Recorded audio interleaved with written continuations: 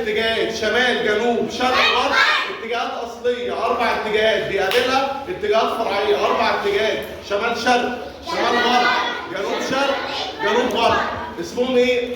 4 اتجاهات فرعيه. مجموع الاتجاهات عندك كام اتجاه؟ 8 اتجاهات. يجي يضحك علينا في الامتحان يقول لك انت واقف ناحيه الشمس فان على يدك اليسار يكون الشمال، طب ايدي اليمين هيكون طب ورايا هيكون الغرب.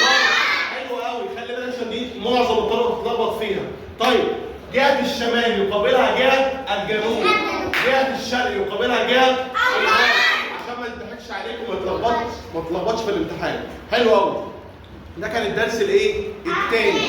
طب الدرس الثالث خدت حاجه اسمها تطور الخريطه. الخريطه بنرسمها ليه؟ لوصف مسار، او القدماء المصريين بيستخدموها ليه؟ لوصف